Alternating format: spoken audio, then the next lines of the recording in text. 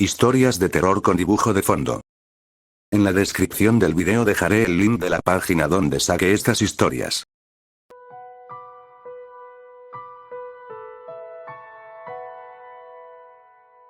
Reflejo.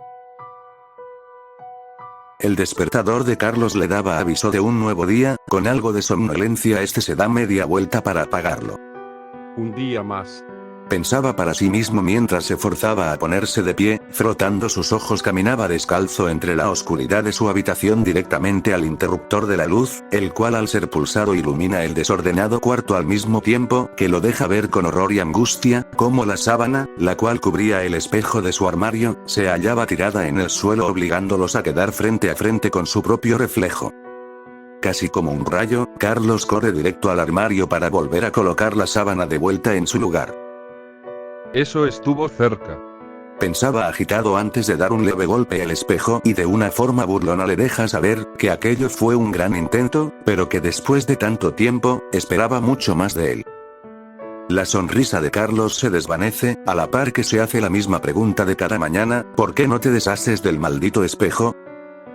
Se cuestionaba lo mismo todos los días, el por qué aquel espejo aún no había terminado en mil pedazos como muchos otros, o al menos pintado al igual que cada objeto reflejante en casa. La respuesta para cada una de sus mismas preguntas era un simple: no lo sé. ¿Por qué conservaba un objeto tan peligroso y peor aún justo en su misma habitación? El único lugar donde el reflejo lo podía tomar completamente desprevenido, mientras Carlos se encontrará en un sueño profundo, él mismo no podía explicarse cuál era el verdadero motivo por el que aún lo conservaba. Podría ser simple valentía, aquel impulso de adrenalina que todo ser humano necesita para vivir y así darle un sentido más profundo a su vida, o podría ser exactamente lo opuesto, aquello podría tratarse de simple cobardía, y es que al intentar romperlo como cada espejo de la casa una voz en su cabeza le había advertido que aquello era una mala idea.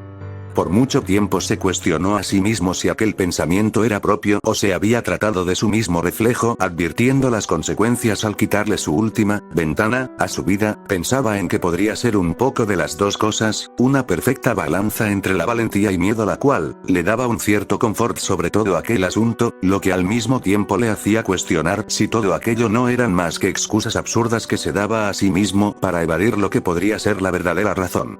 Carlos odiaba su vida, odiaba el hecho de tener que cuidarse en cada esquina, de no estar cerca de un reflejo, detestaba la idea de nunca poder llevar a una pareja a casa, ya que no podría explicar de una forma coherente el por qué cada objeto reflejante estaba meticulosamente pintado o el por qué cada espejo de la casa parecía haber sido arrancado con furia de las paredes. Le molestaba el hecho de no poder ni siquiera hacer algo tan simple y cotidiano como conducir a su trabajo, ni siquiera podía tomar el autobús al mismo, repudiaba la sola idea de jamás poder hacer todo lo que se supone que el resto del mundo sí podría. Carlos respira profundo e intenta recordar un poco de su pasado, una parte de su vida que había sepultado por más de 30 años, apenas puede recordar cómo era su vida antes de que aquello tomara el control de su vida. A decir verdad, por más que lo intentara, no tenía los recuerdos necesarios para extrañar demasiado, pero recordaba a la perfección aquel día en el que toda su vida se había ido al demonio.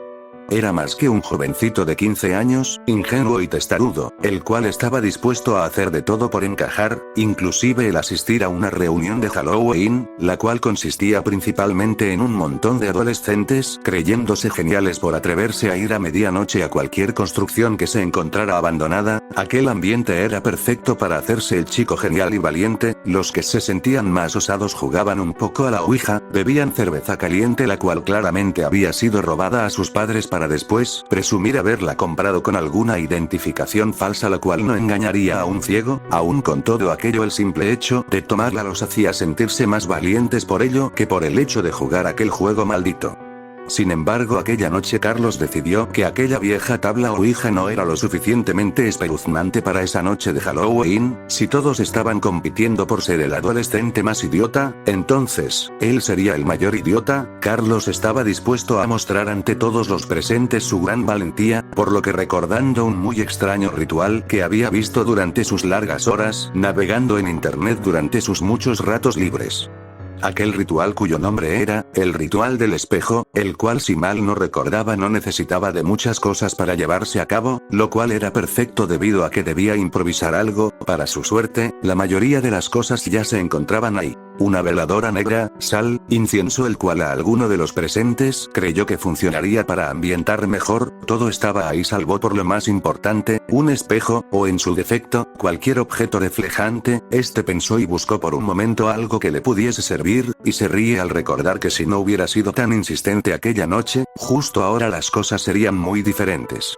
Carlos era tan obstinado que tuvo que insistir que no quería dejar pasar la oportunidad de tener su momento de gloria, su momento de demostrar que era más valiente que cualquiera. Su insistencia desembocó que una de las chicas presentes buscara en su bolso hasta encontrar un pequeño espejo el cual según sus palabras, estaba así de sucio, ya que había estado en su bolso por ya mucho tiempo. Aún así, aquel espejo fue suficiente para él, con solo la valentía que un adolescente el cual se siente indestructible puede tener. Recogió un poco de sal para trazar un pequeño círculo con una cruz invertida en el centro. Aquello de las cruces invertidas siempre le había parecido una de las cosas más clichés en el mundo del terror, simplemente no lo comprendía, cómo era que uno de los símbolos más sagrados para la mayoría del mundo se podía convertir en la cosa más satánica que podías hacer. Como sea, colocó el incienso y lo puso justo afuera del círculo. No podía recordar con exactitud cuál era la posición que tenía que tener, pero luego de pensarlo un poco, supuso que no importaba. Levantó una de las velas negras del suelo, sacó un encendedor de su bolsillo. Las risas y murmullos que se escuchaban en aquella construcción en obra negra cesaron cuando la vela estuvo encendida. Carlos pudo sentir el ligero calor de la llama por debajo de su rostro. Aquella fachada de niño valiente que se había esmerado tanto en mantener, comenzó a desvanecerse a la par de que el bullicio y las risas nerviosas de todos los presentes cesaban gradualmente. Todo el lugar sucumbió de pronto en un silencio sepulcral. Aquel ambiente lo hizo dudar un momento, tragó saliva, miraba su reflejo y por un breve momento sintió el deseo de girar ante todos, tratar de convencerlos de que todo se había tratado de una simple broma, pero sabía que aquello solo lo hundiría socialmente hasta terminar la secundaria. Había trabajado tanto en encajar, que no pensaba perderlo todo en una noche, por lo que respiró profundamente y tratando de recordar cada palabra de lo que había leído, tuvo que pensar un momento en recordar las palabras exactas, pero al final pudo recordarlas. Mirando su reflejo directamente a los ojos comenzó a pronunciar: reflejo mío estoy aquí, reflejo mío muestra tu forma, reflejo mío no sucumbiré, reflejo mío muestra tu ser. Decía esto, mientras se preguntaba el por qué debía mirar fijamente a los ojos. También pensaba en qué era exactamente lo que hacía. El ritual no explicaba exactamente lo que debía ocurrir, solo mencionaba algo sobre el poder tu verdadero reflejo, o también llamado el verdadero rostro de tu alma. La sola idea de tener que explicar el trasfondo de sus palabras, la sola idea de tener que explicar lo que intentaba hacer haría que fuera 1000 veces peor a salir corriendo. Se cuestionó si todo aquello no eran más que excusas absurdas para ocultar su auténtico pavor, ya que realmente al mirar su reflejo, pudo notar cómo algo había cambiado en él mismo, como aquello en la mente de Carlos. Comenzó a notar cómo su reflejo comenzaba a tomar otra forma. Aún era él sin duda, pero sus facciones comenzaban a deformarse al mismo tiempo que sin querer, comenzaba a sonreír. Pudo sentir cómo un escalofrío recorría todo su ser, al mismo tiempo que un viento gélido recorrió a todos los presentes ocasionando que todas las velas y la misma fogata que ambientaban el lugar se apagaran al instante, provocando gritos de todos los presentes, y solo hasta que la vela dejó de iluminar, fue cuando Carlos pudo salir de aquel trance en el que se encontraba. Aquella pequeña y breve histeria colectiva poco a poco se desvaneció. En cuanto las primeras risas se hicieron presentes, la luz de los teléfonos devolvieron la confianza en el lugar. Carlos había hecho un último vistazo al espejo y con algo de alivio, pero no demasiado, observó cómo volvía a ser exactamente igual a él y sobre todo lo más importante, no sonreía. El resto de aquella noche Carlos cumplió su cometido, quedó como todo un verdadero temerario ante los ojos de todos, y si aquello hubiera concluido ahí, Carlos iba a poder recordar aquella noche como una de las mejores de su vida. En esa noche, él tuvo el mundo a sus pies. Sin embargo, aquello no fue el fin de un reto adolescente, aquello no fue nada más que el principio de una horrible pesadilla, la cual lo perseguía hasta hoy en día. Carlos aún recuerda a la perfección cuando volvió a ver aquel reflejo de pesadilla, exactamente 3 días después, los eventos acontecidos de aquel ritual casi estaban olvidados, se levantó como cada mañana para ir a la escuela, aún somnoliento frotaba sus ojos antes de verse al espejo solo para notar con horror cómo su rostro se deformaba en una tétrica e inhumana sonrisa, la cual a cada segundo se hacía cada vez más grande. Completamente aterrado, el joven retrocedió del espejo, dando un fuerte grito el cual puso en alerta a todos en casa, con los nervios a flor de piel. Carlos tardó un momento en poder explicar lo sucedido a sus padres. Lo que este había visto en el espejo no era nada común, y aunque este lo hizo con la voz temblorosa y entrecortada, pudo hacer que sus padres lo comprendieran con exactitud. Ambos optaron simplemente por pensar que aquello no era nada más que una simple broma de su parte. Inclusive al contárselo a su hermano pequeño, este se mostró totalmente escéptico al respecto y le aseguró que aquello no era nada más que parte de su somnolencia, y que por favor dejara todo aquel tema de lado. Una parte de él quería creerle a su pequeño hermano, después de todo, él era el más grande y debía pensar con más lógica, quería convencerse de que no había sido nada más que un sueño despierto. Inclusive recordó algo sobre unos sueños lúcidos que podrían ser la respuesta a lo que le había ocurrido. Este deseaba con cada fibra de su ser que todo aquello fuera así, ya que al aceptar que todo aquello había sido real, que realmente había visto su rostro contraerse de aquella manera, entonces también debía aceptar que lo que había visto y sentido aquella noche del ritual había sido real, y aquello era algo que este se negaba rotundamente a creer. Aún así, desde aquel día Carlos tomó la decisión de no volver a verse en el espejo durante todo aquel día o las siguientes 2 semanas, temía incluso usar su teléfono, ya que cuando lo intentó y se miró a través del reflejo de la pantalla, pudo notar cómo su rostro volvía a deformarse en aquella mueca horrenda, y aunque intentó achacarlo a su imaginación y paranoia, tampoco se había atrevido a volver a usarlo. Con el pasar de las semanas estaba harto, no iba a permitir que aquel miedo irracional controlara su vida, por lo que totalmente decidido y envalentonado aún por su coraje, se encaminó directo a su baño, retiró el papel periódico que él mismo había colocado meticulosamente para cerciorarse que ni un solo hueco fuera a reflejar algo. Al retirar lo último del periódico, Carlos levantó la mirada poco a poco hasta tenerla fija en el reflejo. Por un momento sonrió para sí mismo al notar cómo su reflejo se comportaba como cualquier otro reflejo debería hacerlo. Este obedecía a sus movimientos y gesticulaciones, y sobre todo no le sonreía inhumanamente con una mirada espeluznante. Dio un suspiro aliviado, inclusive se ha reprendido a sí mismo por ser tan crédulo y miedoso. Carlos dio por concluido el tema y durante los próximos días casi lo había olvidado, aunque por más que este lo intentara, una parte de él aún evitaba mirar su reflejo por más de unos pocos segundos, aún evitaba utilizar su teléfono por tiempo prolongado, aunque al pasar de los días este se encontraba un poco más confiado, hasta aquella tarde, esa tarde que marcó el punto sin retorno en la vida de Carlos, el día en el que lo perdió todo, un día el cual aún puede recordar con lujo de detalle. Había estado mirando televisión casi todo el día, su madre cocinaba lo que olía como su delicioso estofado de cerdo, el cual de hecho le encantaba, por lo que sin perder tiempo, decidió terminar con sus pendientes antes de la comida. Rápidamente subió a su habitación, el plan era ir por su teléfono para así saber qué era lo que le faltaba. Fue ahí cuando se percató que la manta, la cual aún no se había atrevido a quitar del espejo frente a su cama, estaba en el suelo. Algo extrañado, la tomó entre sus manos e intentó buscar una explicación lógica, pero rápidamente decidió restarle mayor importancia, pensando que después de todo seguro la había puesto mal, o tal vez antes de salir de su cuarto él mismo la habría movido sin darse cuenta y por eso se había caído.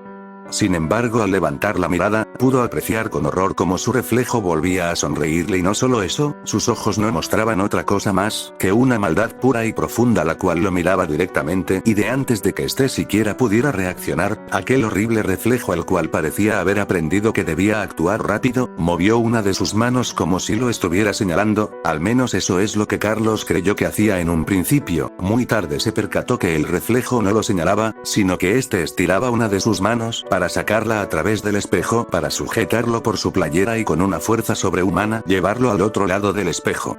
Carlos lo sintió como un sueño, algo completamente irreal y fuera de su comprensión. Era como si su alma se desprendiera de su cuerpo en solo un instante. Al girar de vuelta pudo verse de vuelta a sí mismo, solo que ahora, todo parecía estar al revés. No tardó mucho en darse cuenta de que lo que este veía se trataba del lado real, lo que para él era la realidad. Quiso correr, pero con horror pudo sentir cómo era detenido por una pared de cristal, ahora era prisionero del otro lado del espejo, golpeaba el cristal con desesperación para intentar salir, pero todo era inútil, con impotencia miró el cristal opacarse ante sus ojos, cuando su reflejo abandonó la habitación, no sin antes lanzarle una sonrisa prepotente y algo cínica, quedándose en oscuridad aunque no por mucho tiempo, ya que este volvió a aclararse cuando volvió a observar su reflejo.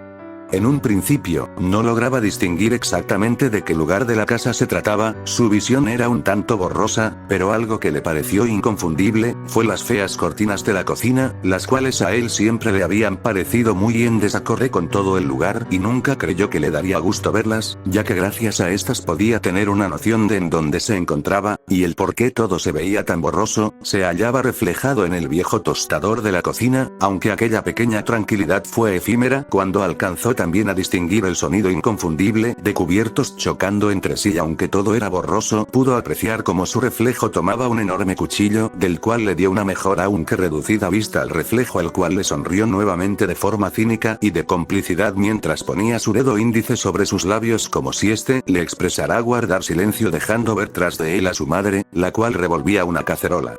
No pudo ver lo que sucedió después y no era precisamente porque no pudiera hacerlo, más bien fue que no quería hacerlo, cerró con fuerza los ojos justo en el momento preciso en el que su reflejo dio la primera puñalada, pero por más que lo intentó si pudo escucharlo todo, cada grito y súplica de su madre, casi podía sentir el sonido del afilado cuchillo perforando la carne en cada puñalada y también pudo escuchar la voz de su hermano pequeño abriendo la puerta de la casa y sin importar cuánto se cubriera los oídos pudo oírlo todo.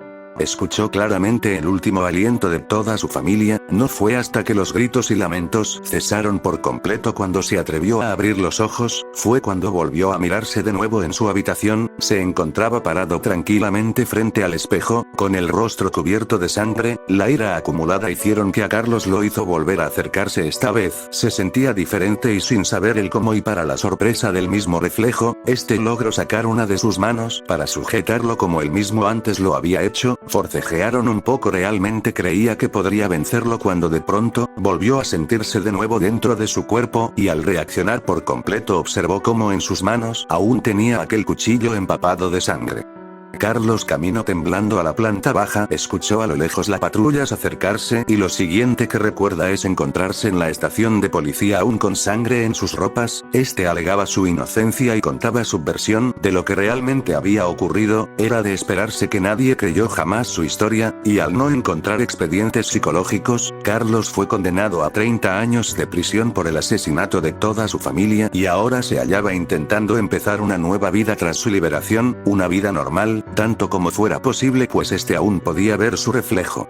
Esperando pacientemente para volver a salir, para volver a tomar posesión de su cuerpo, miraba con rencor el espejo cubierto, nunca creyó que sería tan difícil, se levantó lentamente y retiró la sábana, cuando ésta estuvo en el piso, Carlos sonrió al ver a una versión pálida, cansada y enferma de lo que él era, después de todo, las personas reales no son tan perseverantes como las almas reflejadas, este sabía que le quedaba poco tiempo y en cuanto este sucumbiera, tendría el control total del reflejo, las personas que llevaba al departamento no volverían a preguntar extrañados el por qué la poca luz o la nula presencia de objetos reflejantes, no volvería a preocuparse porque este descubriera cómo llamar la atención de cualquiera de sus víctimas, y eso lo hacía sonreír de verdad.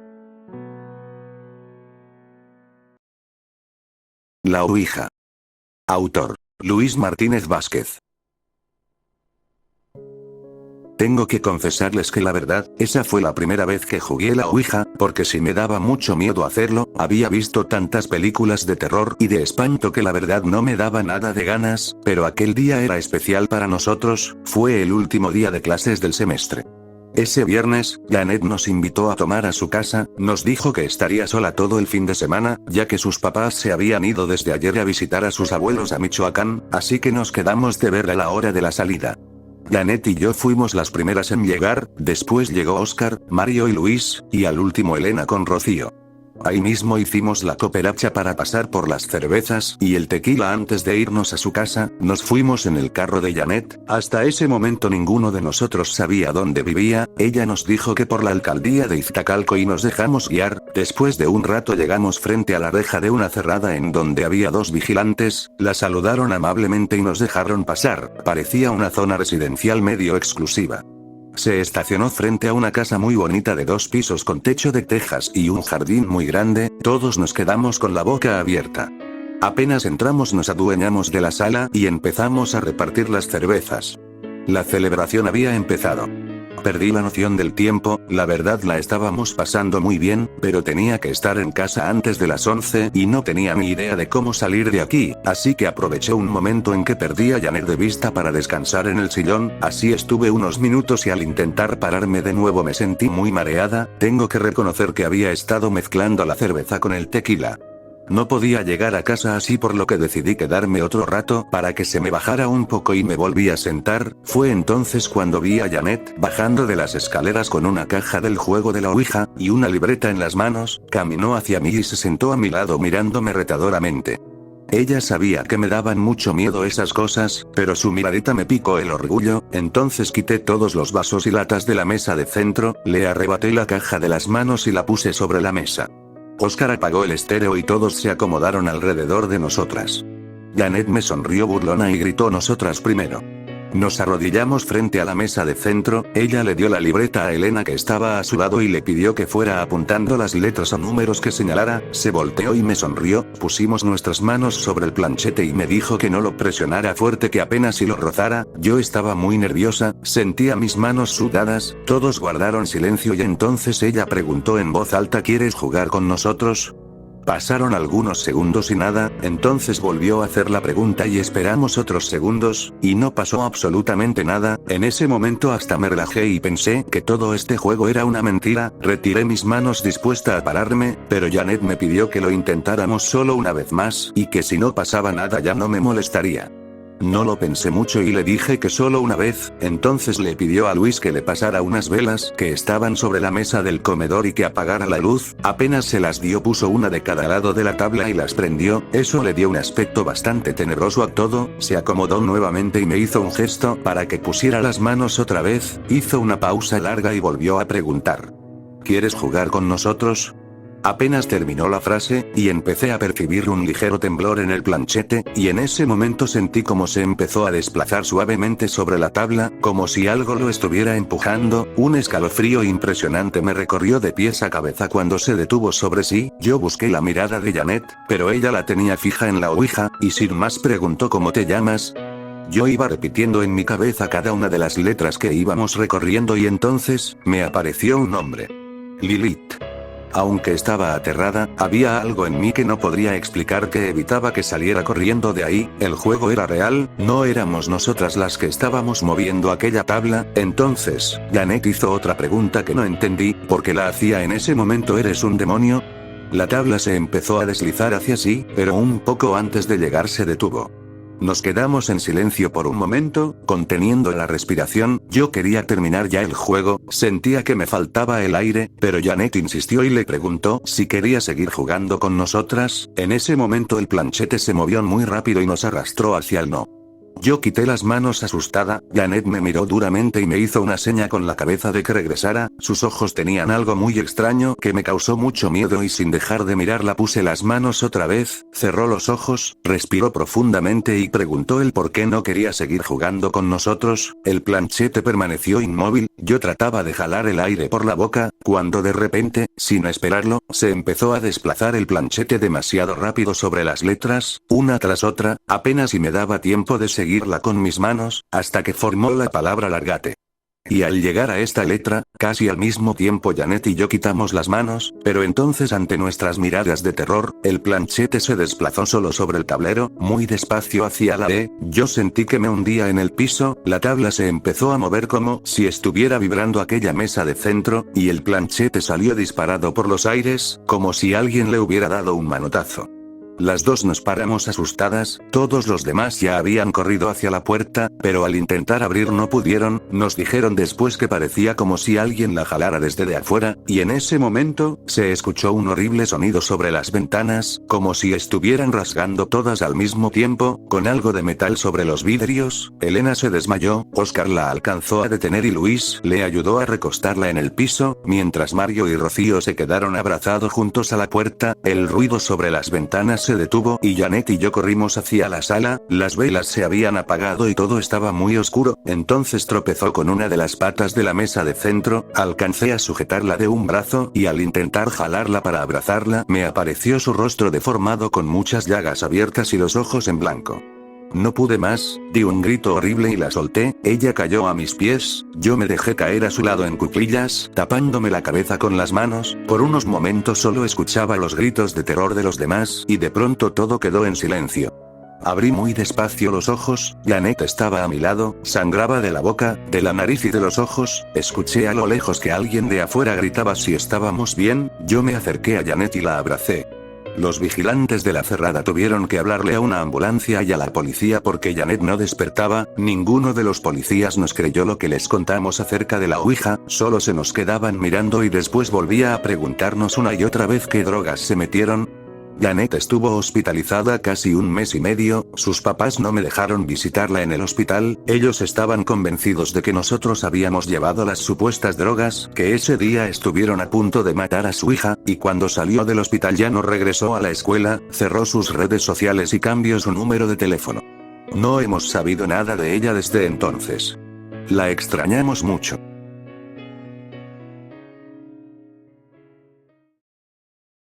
Amigo imaginario. Autora: Liza Hernández.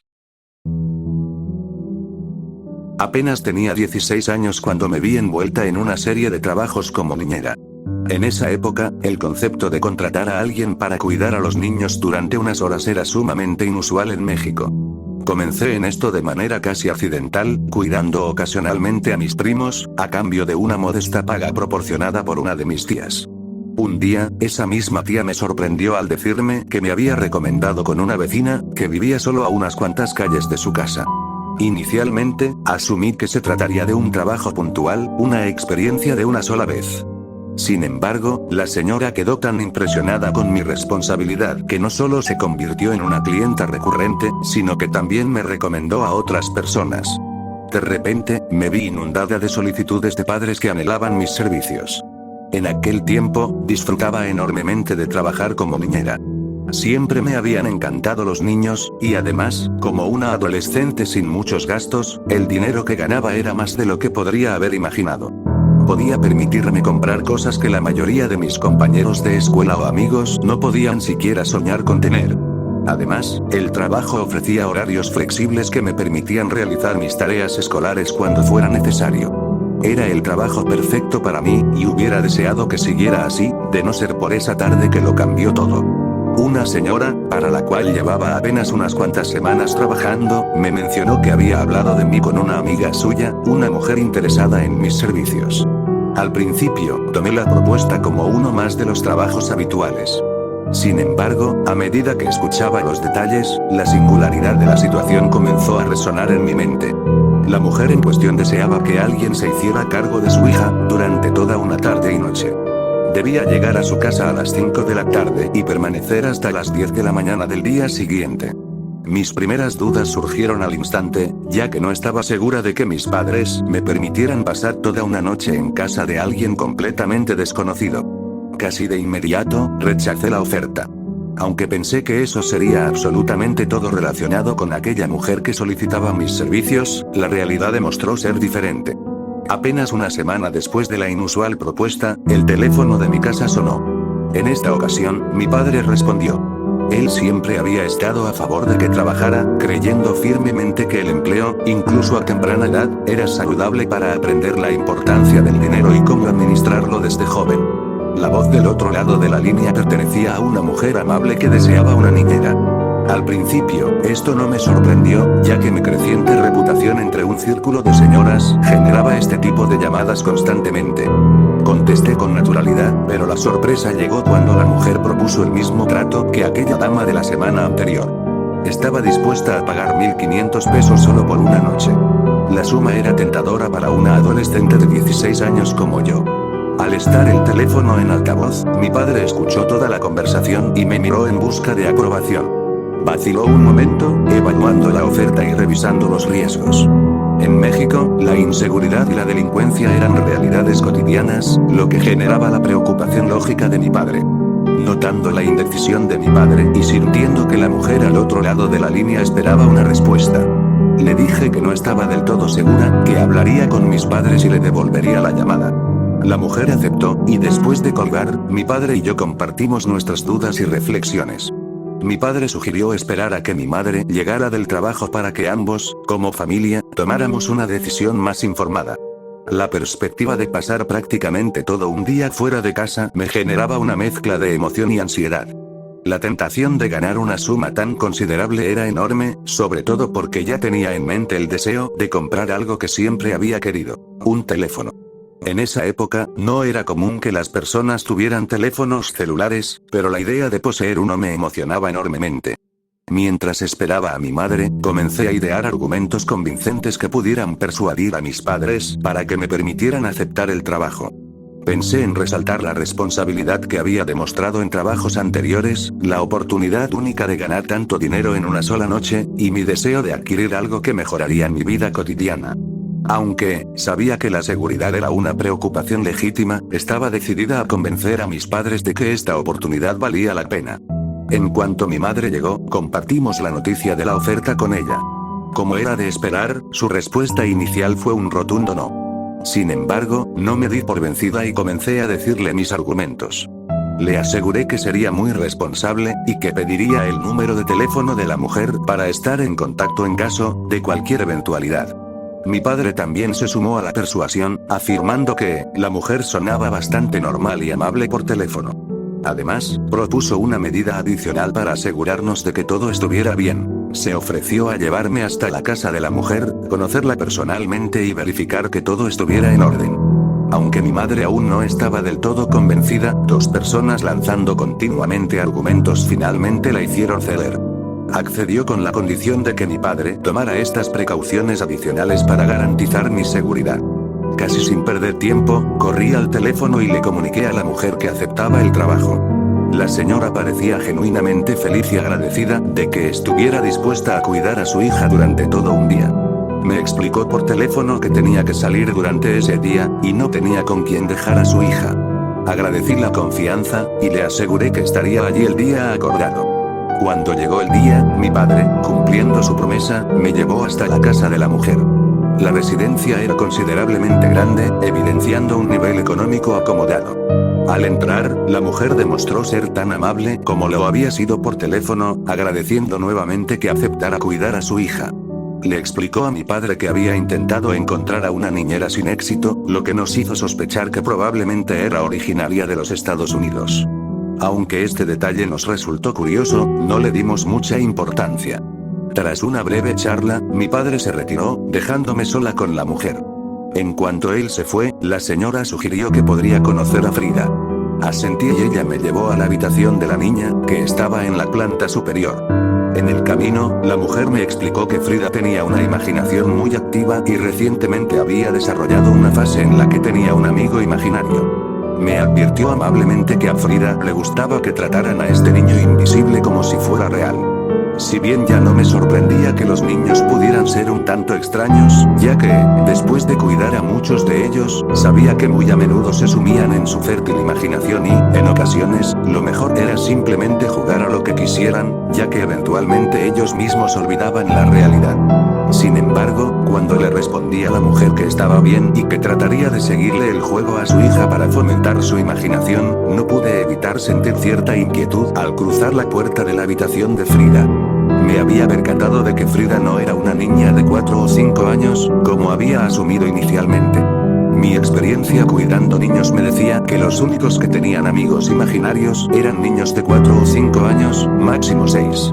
Sin embargo, en ese momento, al ver a Frida, me di cuenta de que la niña tenía alrededor de 9, casi 10 años. Resultaba un tanto extraño que a esa edad aún se aferrara a fantasías infantiles. Decidí no cuestionar nada, recordando que no tenía por qué juzgar las elecciones de crianza de los demás, y me limité a presentarme a Frida. Le expliqué que sería su niñera mientras su mamá no estuviera en casa y que podríamos jugar y ver películas para pasar el tiempo. La niña, con una sonrisa que parecía bastante normal, respondió al saludo, y me aseguró que tenía muchos juegos con los que podíamos divertirnos. Aparentemente, todo marchaba bien. La madre, satisfecha al ver que nos llevábamos bien, anunció que era hora de irse y, tras recoger una pequeña maleta, dejó a Frida y a mí completamente solas. Al principio, todo transcurría de manera normal. Pasamos alrededor de 2 horas hablando y jugando a un juego de mesa. Después de eso, propuse ver una película mientras comíamos palomitas. Frida, emocionada, aceptó y se dirigió a la sala para elegir el disco. Mientras yo esperaba a que las palomitas se cocinaran en el microondas, algo inusual comenzó a ocurrir. Empecé a escuchar unos pasos que parecían dirigirse hacia la cocina, donde me encontraba. Al principio, no le di mucha importancia, pensando que la niña ya había elegido la película y venía a la cocina para estar conmigo. Además, escuché risitas provenientes del exterior de la cocina, lo cual confirmó mi suposición. Sonreí, pensando que Frida trataba de esconderse para asustarme, como los niños pequeños suelen hacer. Pensando que la situación anterior había sido un simple juego de la pequeña Frida, decidí seguirle la corriente. Entendía perfectamente que a los niños les encantaba asustar a otros, y este juego era común y lleno de emoción para ellos. Así que, al apagarse el microondas, saqué las bolsas de palomitas y me dirigí hacia la puerta de la cocina para ir a la sala.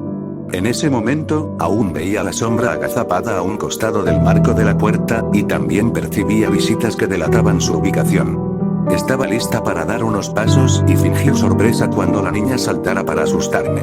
Sin embargo, al cruzar el marco de la puerta, no solo no saltó nadie para asustarme, sino que no había absolutamente nadie ahí. Un escalofrío recorrió mi cuerpo, ante la desconcertante realidad. No podía creer que no hubiera nadie, después de haber visto sombras y escuchado risas. Incluso, si Frida se hubiera arrepentido y se hubiera alejado corriendo, estaba tan cerca que habría escuchado sus pasos. Pero no había nadie. Decidí no causar escándalo y pensar que tal vez era la sombra de alguna otra cosa. Intenté convencerme de que las risas eran el eco de las de Frida, quien estaba en la sala poniendo el DVD. No quería indagar más y fui hacia la sala para ver la película con la pequeña. Frida había elegido una película de Barbie, algo que a mí personalmente no me agradaba mucho. No le prestaba mucha atención, y mi mente volvió a dar vueltas sobre lo que acababa de experimentar. Cada explicación lógica que intentaba encontrar, solo me hacía darme cuenta de que no había una razón racional para lo sucedido. En algún momento de la película, las palomitas se agotaron, y Frida me preguntó si podía hacer más. Me levanté y fui a la cocina para preparar otra bolsa, pero esta vez me sentía mucho más nerviosa respecto a lo ocurrido anteriormente. Volteaba constantemente hacia la puerta, buscando la sombra, pero por más que lo hacía, no lograba ver absolutamente nada. La inquietud se apoderaba de mí mientras el silencio de la casa se mezclaba con la tensión que sentía en el ambiente. Mientras caminaba de vuelta a la sala con Frida, noté que algo era fuera de lo común. Parecía que Frida estaba hablando con alguien.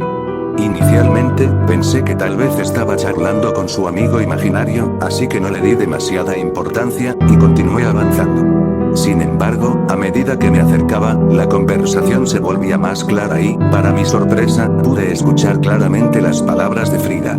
Ella le estaba diciendo a alguien que no me volviera a asustar, ya que le agradaba y no quería que me fuera como las otras personas que la habían cuidado. Esto me impactó, considerando que aún estaba un poco aturdida por lo que me había ocurrido unas horas atrás. Pero lo que resultó verdaderamente escalofriante fue cuando escuché claramente la voz de un segundo niño, que le respondió a Frida que era divertido asustarme, y que disfrutó viendo mi reacción cuando salí de la cocina y él desapareció. Al llegar a la sala, le pregunté a Frida con quién estaba hablando, pero rápidamente me di cuenta de que estaba completamente sola.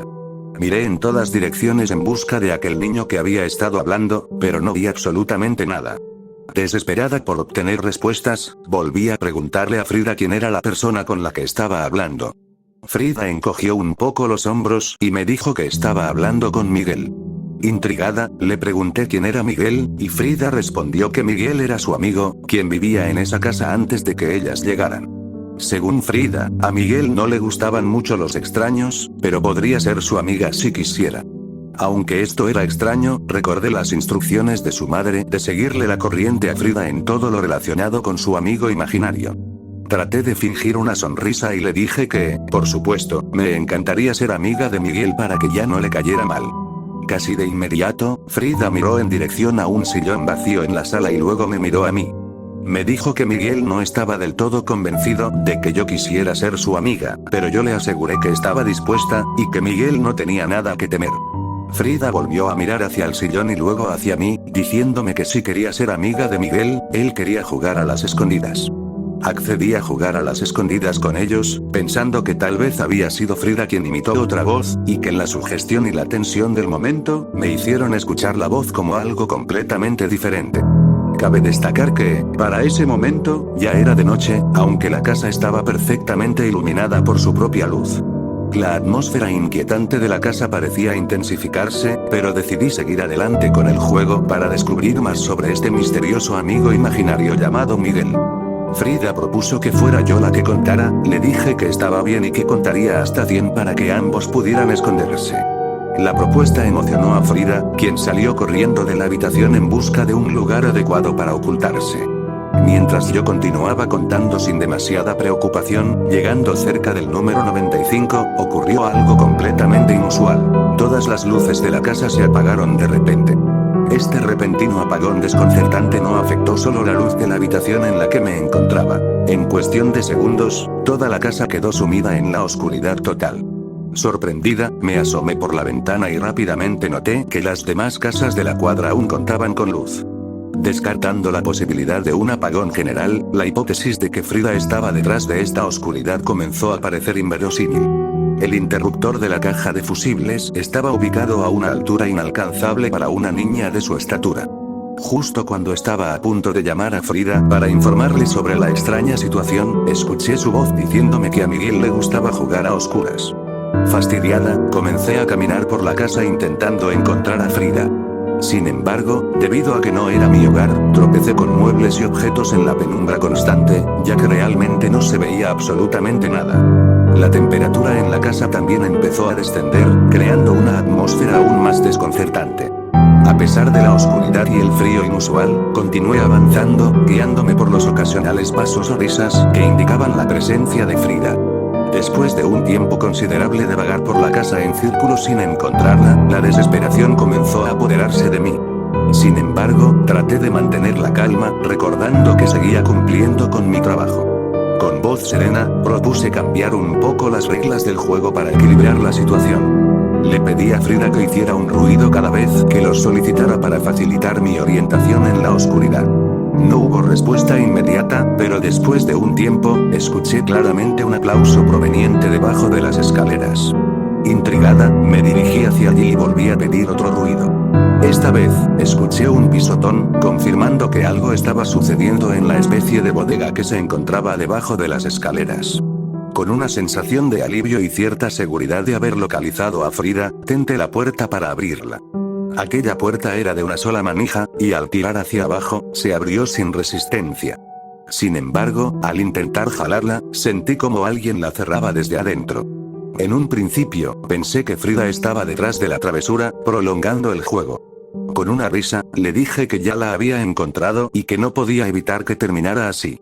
Intenté abrir la puerta nuevamente, pero en ese momento algo sorprendente ocurrió. Quien creía en ese momento que era Frida, volvió a jalar la manija, pero esta vez con tanta fuerza que arrancó la manija, haciendo que yo cayera de sentón y que la puerta se abriera. Pregunté de inmediato a Frida si estaba bien, pero al observar con detenimiento, me horroricé al darme cuenta de que lo que estaba en la bodega no era Frida. Sus ojos brillaban en la oscuridad, como los de un gato. Un grito escapó de mis labios y retrocedí, aterrada. En ese mismo instante, las luces de la casa se encendieron de nuevo, revelando que el espacio debajo de las escaleras estaba vacío. Frida asomó la cabeza desde arriba, riendo y declarando que todo el tiempo había estado escondida debajo de la cama de su madre. Había ganado el juego. Aterrorizada, llamé a mi padre para contarle lo sucedido. Al principio, él trató de desestimar la situación, sugiriendo que tal vez me había confundido o asustado en la oscuridad. Sin embargo, yo estaba sumamente aterrada y insistí en que no podía quedarme en esa casa el resto de la noche. Tras suplicar durante un tiempo considerable, mi madre decidió ir para hacerme compañía y cuidarnos a ambas durante el resto de la noche. Al día siguiente, antes de que la madre de Frida regresara, mi madre se fue temprano. Nunca supe realmente lo que ocurrió en esa casa.